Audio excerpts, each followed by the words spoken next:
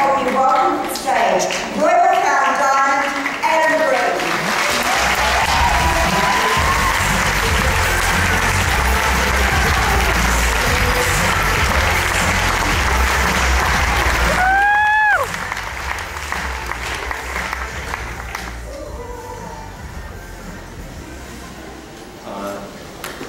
Do I get an handheld somewhere? Clicker? No worries, if not.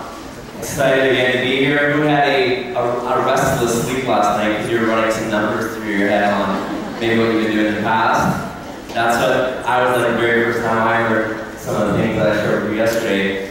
And what I didn't share is I wrote down that model of our current planning at 80,000 hours. And what really shifted how I viewed my business was when I ran the numbers on the opposite side, which I didn't share with you yesterday. We looked at all the benefits that we have with our business model. And let's say we work that business model part-time. Most people consider part-time hours to be 20 hours a week. We still do that same thing for 50 weeks a year, and we do it for maybe a 4-year time frame. That's a time frame we're used to thinking around. That's how long it takes to get a usual degree. And we 20 hours a week, 50 weeks a year for 4 years. That's a cumulative total of 4,000 hours. So we look at what we got on Plan A, which is what I was sold and bought into for so many years. 80,000 hours with all the benefits of that model, or we've got 4,000 hours part-time, a lifestyle-friendly business. To me, those seem like, the scale is tipping a little bit. And so it was easier for me to work on and in my business with that in mind, that I was working, initially I was working full-time on my job and part-time on my fortune until I was at a point where I could work full-time on my fortune, part-time on my job, and then in November 2011 I was able to actually leave my job. I realized that how you spend your days is how you spend your life. And most people are working 5 days a week and they're living for the weekend. So, we're spending a large majority of our life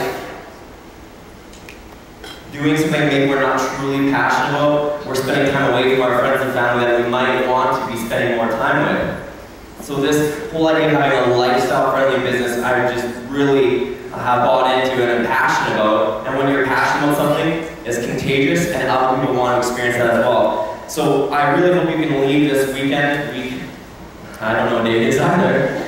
You can leave this experience with a belief in our business model, but once you believe in the business model, there's another key foundation that is, it's important in anything you do in life, and that's belief in yourself. Napoleon Hill shared, whatever the mind can conceive and believe, it can achieve.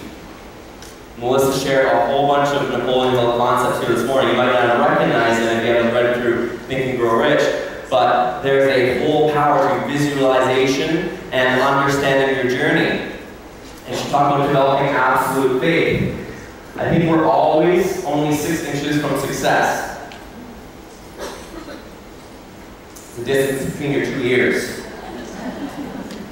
Because you can talk yourself into and out of anything you want. In every single scenario you're going to run into in life and in this business, you can always spin it a positive way and look at the glass half full, or you can look at the glass half empty. And we've had our fair share of experience in that with this massive growth we've gone through, because there's lots of people who would easily latch onto any excuse possible for why they couldn't build or share young living, and they would find a reason or a very good excuse for why it wouldn't work. And I know if I were sitting probably in your seat right now 5 years ago, in the mindset I had, I would be looking for every single excuse possible on why the speaker on stage, why it wouldn't work for me. I'd be picking out characteristics or their background and think, it's easy for that guy, he's young, he's charismatic, who wouldn't want to buy oils from him? Who wouldn't want to sign up for that? But just 3 years ago, when I didn't have the level of success I now, most people would have put me at a disadvantage and say, well, you're way younger than everyone else is female, you just don't fit that demographic. And so all of a sudden, that was I could have used it as an excuse or a weakness. And then once you step into a successful domain, all of a sudden, they're using those same excuses as the reason why you are successful. Right? And if there's anybody who's good at making up excuses, it's me. me, because I've gone through them all, I've mastered them all, and I realized I was at a point where I could either make results happen or I could continue to make excuses. And so I know if I were sitting back in the seats with you guys here 5 years ago, I would be looking for every single excuse on why the people on stage had some sort of element or background that allowed them to be successful and not me. If we're going to be honest, is there anybody in the room who may have gone through that same thought process here this week so far? Absolutely. It's not a bad thing, you're being honest right now. It's almost natural human tendency, especially with how we're raised in the culture today. We're just always taught to find a reason why we can't do it. We're taught to be realistic. So I'm encouraging you to begin to expect to be successful. When I show someone our product line, I expect them to be excited about it. I expect them to join. I'm actually genuinely surprised if after hearing the pitch, they do not want to, experience the health benefits of our product. They don't want to experience the benefits of a secondary income.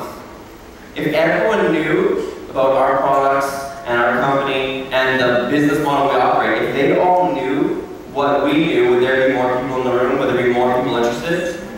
Yeah. Right. And if it were just easy to have everyone know that without having to talk to them or experience developing skills, then the company wouldn't need us. They compensate us for doing that word-of-mouth advertising and for helping people realize the power of what we have to offer. So I encourage you to find any way possible to shift your beliefs and develop that absolute faith. Because when I go into a meeting, I expect 100% enrollment. I expect everyone to be excited about what we have to offer and looking for a reason on how they can join and not for a reason how they can slip out the back of the room.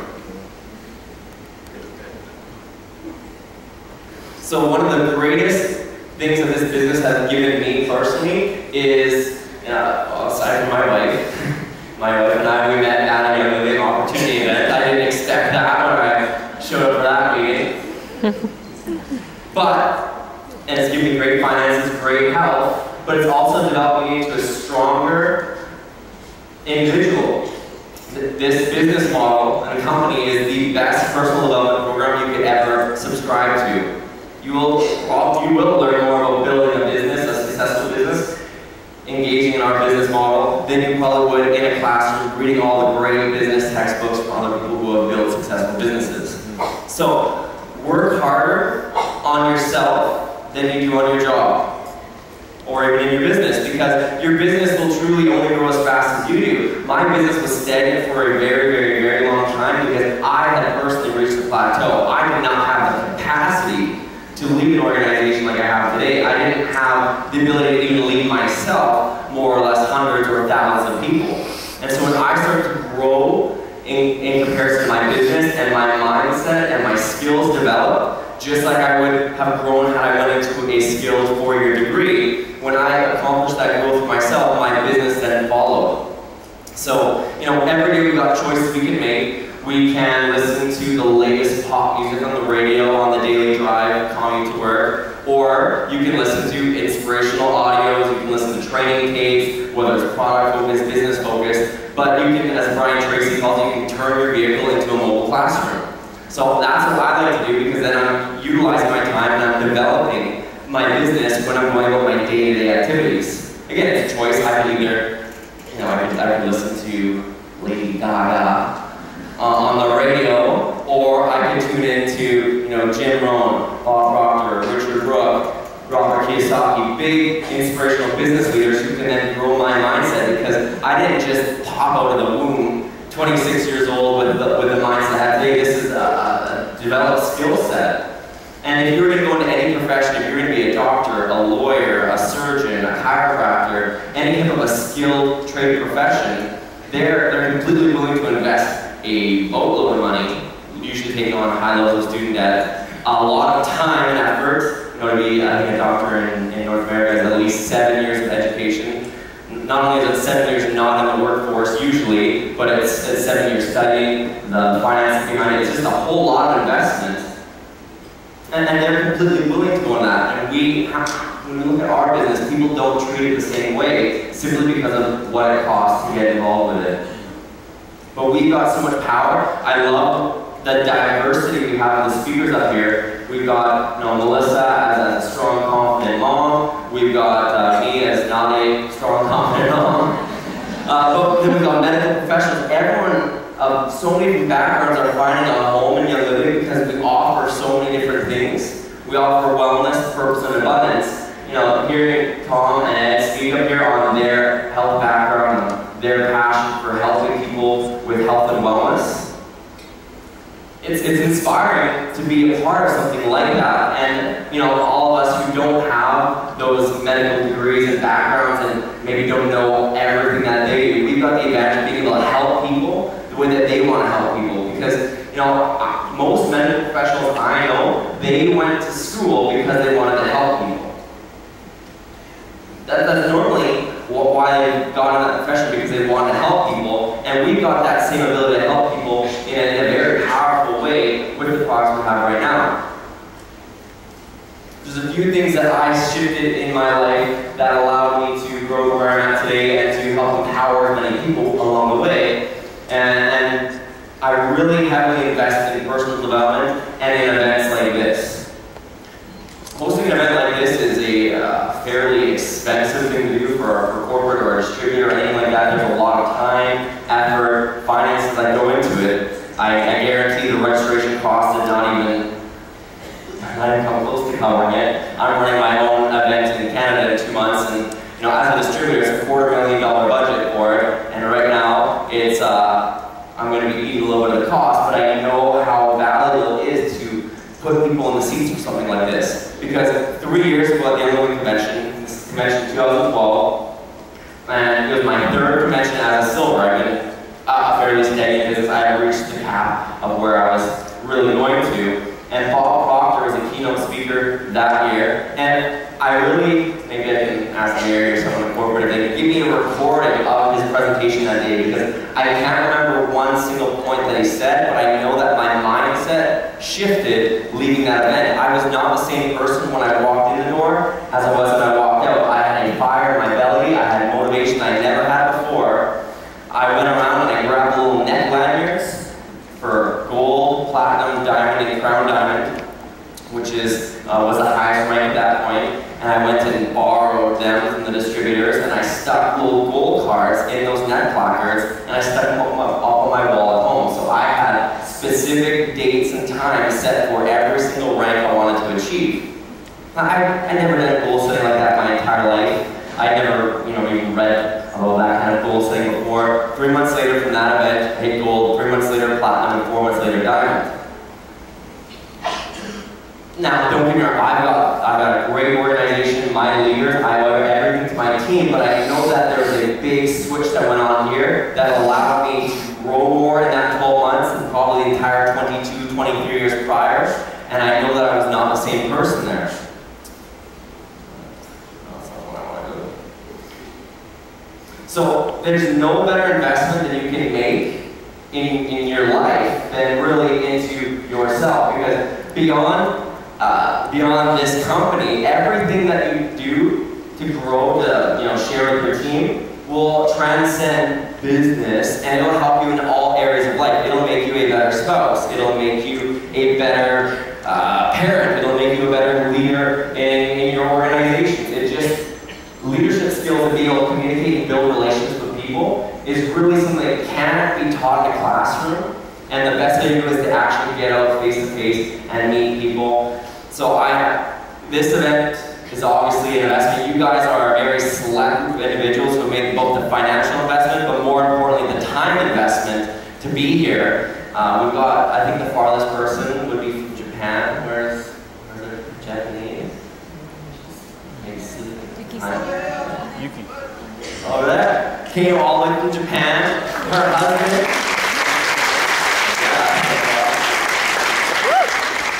Her husband is coming to Canada next month for our event in Calgary.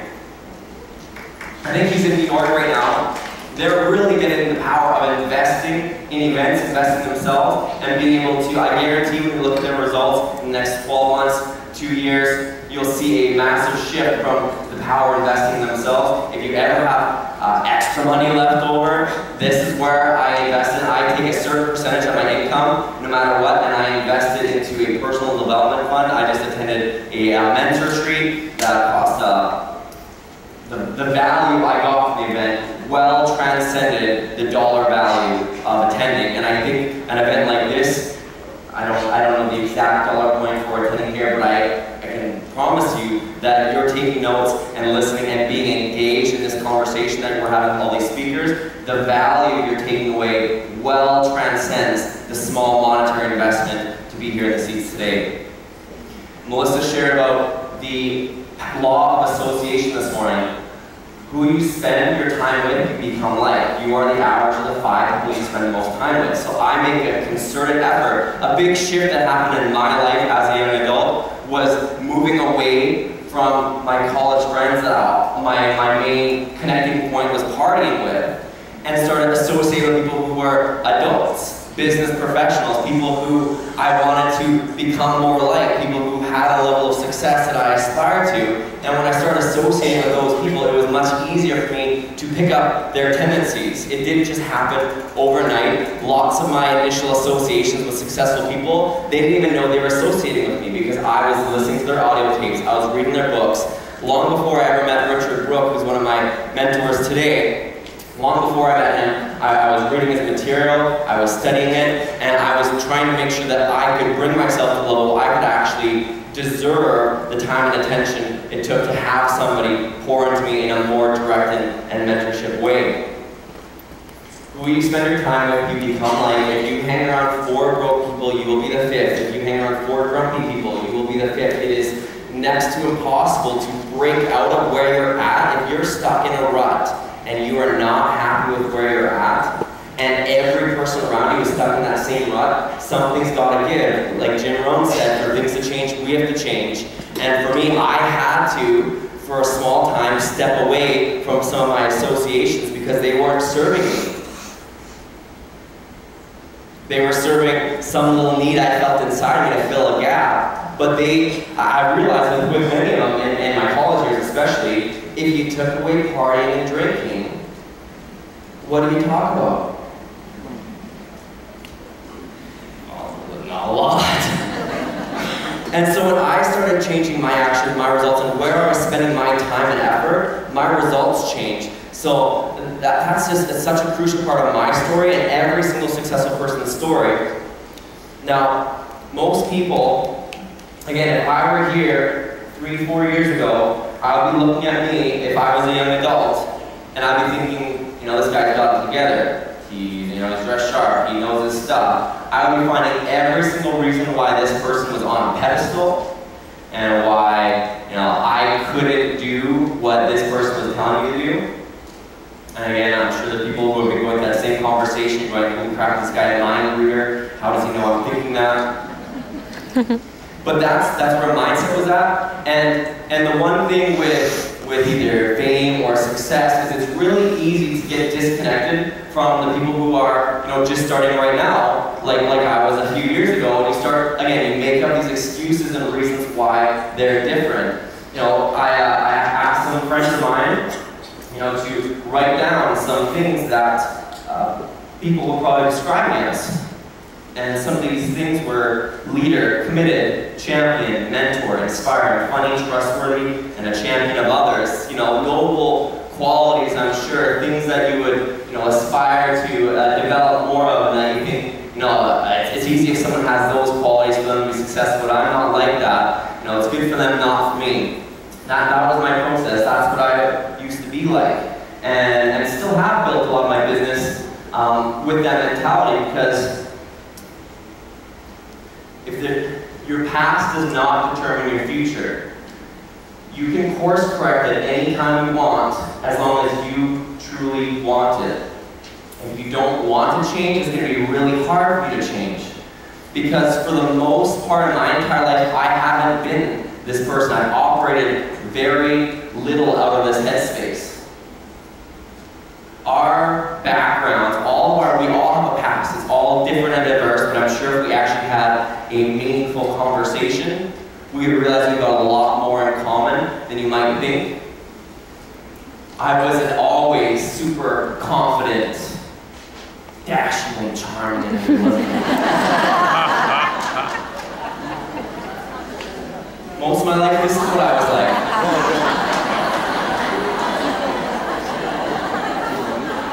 That's real hair, buddy.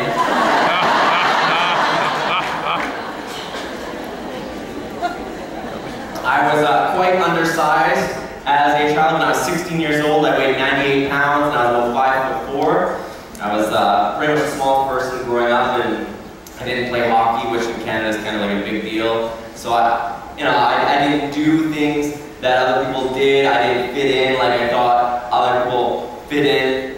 And I found ways to escape that reality, or to try and create my own reality through different vices. When I went to college, I thought it was my way of starting fresh from my childhood years, and found a new identity, a new Adam, and that just ended up being, a reckless, not even adult, a reckless child who was simply out of control, didn't have much of a life plan or future. I found my solitude in an empty liquor bottle 4 or 5 nights a week, and I'm sure if you talk to lots of people I went to college with, they'd be very surprised to see me out here on stage right now, because I probably wasn't the type of person who ever could have or should have been successful in many ways.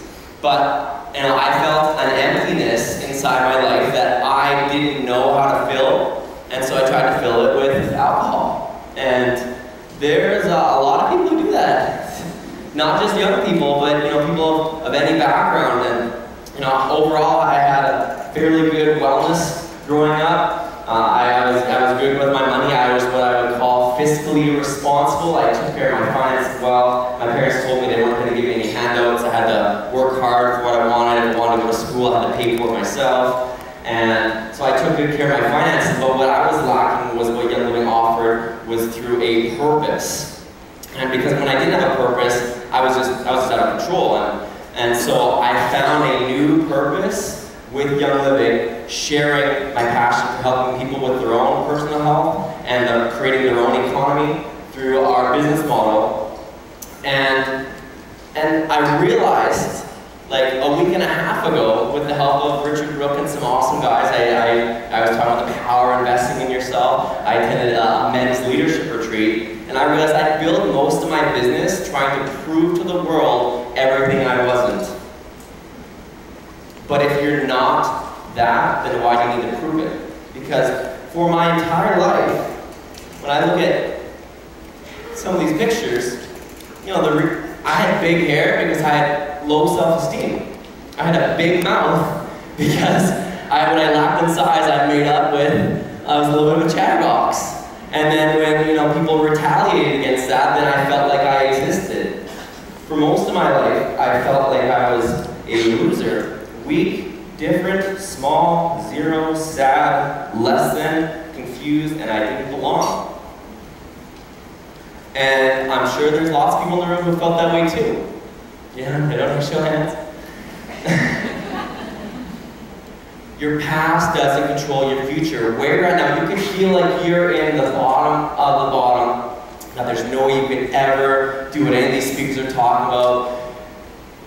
Everyone's got a canvas to work off of. Where you're at now, here you are. And we all got choices we can make, and with those choices, there comes benefits and there comes consequences. And so, so to shift from this person, the throwed out, small kid, didn't play hockey, to this person, the biggest thing that helped me transcend from two different sides of the paper, from a child to an adult, was personal development, investing in myself, and becoming a leader that others would want to follow. I have to thank Richard Brook for helping me go through some of this processes. It's all quite new actually right now. Because this is only a realization for the past 2 weeks. But it's powerful. You're never too young to learn, you're never too old to learn. At any point, we've all got room to grow. We should never reach a point of complacency where we aren't willing to grow more. At Royal Crown Diamond, there's no personal rank that I can achieve yet with the company as far as rank goes, but I can help a lot of other people achieve what I have. I can find my success in helping other people succeed, which really is what this business is about. It's never been about your own individual rank advancement. If you help enough people get what they want, then you'll get what you want. That was the great Zig Ziglar who said that, and it's never been more true today than the first day he spoke it. So personal development will allow you to go to a place that you've never been before and get results that you've never had before. And this business has brought me, again, one of the greatest blessings.